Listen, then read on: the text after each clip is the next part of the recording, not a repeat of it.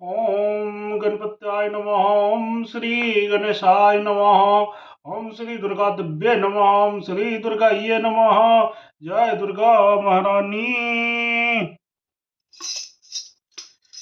ओम श्रीमद्देवी भागवत महापुराण प्रारंभः द्वितीय खंडः।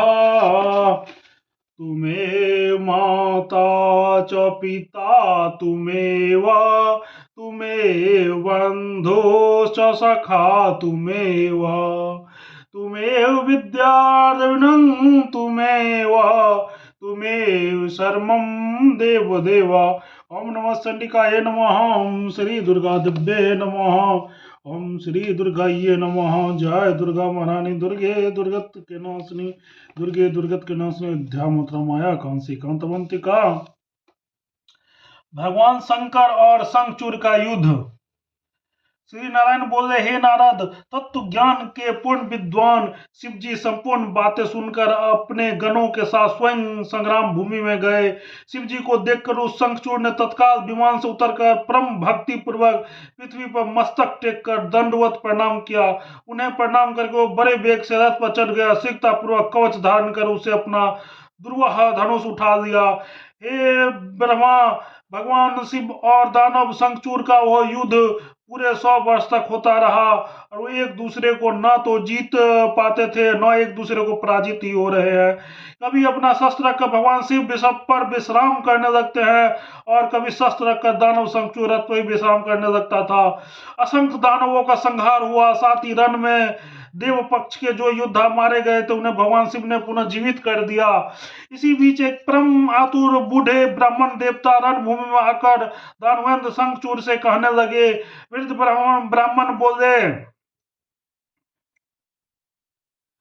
ब्राह्मण बोले, हे राजेंद्र, मुझ ब्राह्मणों को भिक्षा प्रदान कीजिए।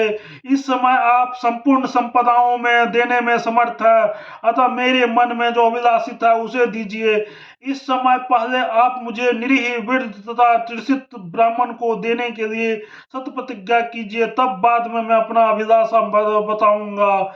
इसलिए प्रफुल्लित मुख तथा नेत्रों से राजेंद्र शंखचूड़ ने हाँ हाँ ठीक है ऐसा कहकर तत्पश्चात वृद्ध ब्राह्मण रूपधारी श्री हरि ने अत्यधिक माया के साथ कहा, मैं तुम्हारा कवच चाहता हूं। उसकी बात सुनकर शंखचूड़ ने कवच दे दिया और भगवान श्री हरि उसे ले लिए। तत्पश्चात वे शंखचूड़ का रूप धारण कर तुलसी के पास गए। वहां पहुंचकर उन्होंने माया पूर्वक तुलसी से अपने तेज का आधान किया। उस समय शंकर जी ने श्री हरि का दिया हुआ त्रिशूल शंखचूड़ पर चलाने के लिए हाथ में ले लिया और त्रिशूल ग्रीष्म ऋतु के मध्यकालीन सूर्य और प्रलयाग्नि शिखा के समान तेजवान था। किसी से भी रोका ना जा सकने वाला प्रचंड और व्यर्थ तथा शत्रु घाती वो त्रिशूल तेज में भगवान विष्णु के चक्र के समान ही था। वह सभी शास्त्रों का सार स्वरूप था और वो भयंकर त्रिशूल शिव तथा केशव का अतिरिक्त अन्य लोगों के लिए दुर्वाह तथा भयंकर था। वह लंबाई में 1000 धनुष के बराबर, चौड़ाई में 100 हाथी के माप वाला था। वह त्रिशूल साक्षात सजीव ब्रह्म स्वरूप ही था। वह नित्य स्वरूप था तथा वे सभी लोग देख नहीं सकते थे। नारद, भगवान शंकर ने संपूर्ण ब्रह्मांड का संहार करने में समर्थ उस त्रिशूल को अपनी लीला से हाथ में संभाल कर शंखचूड़ पर फेंक दिया। तब सभी रहस्य समझकर राजा शंखचूड़ अपने धनुष त्याग कर तथा बुद्धि पूर्वक योगासन पर लगाकर भक्ति के साथ श्री कृष्ण के चरण कमल का ध्यान करने लगे और त्रिशूल कुछ समय तक चक्कर काट कर दानव शंखचूड़ के ऊपर जा गिरा। उस त्रिशूल से रथ समेत शंखचूड़ को लीला पूर्वक जलाकर भस्म कर दिया। तदनंतर शंखचूड़ ने किशोर अवस्था तथा दिव्य स्वरूप वाले गोप का वेश धारण कर लिया। वो 2 भुजाओं से सुशोभित था, उनके हाथ में मुरली थी तथा वो रत्नमय आभूषणों से अलंकृत था। वह उसी समय गोलक के आए हुए करोड़ों गोपों से घिरे हुए एक सर्वोत्तम रथ निर्मित विमान पर आरूढ़ होकर गोलक में चला गया।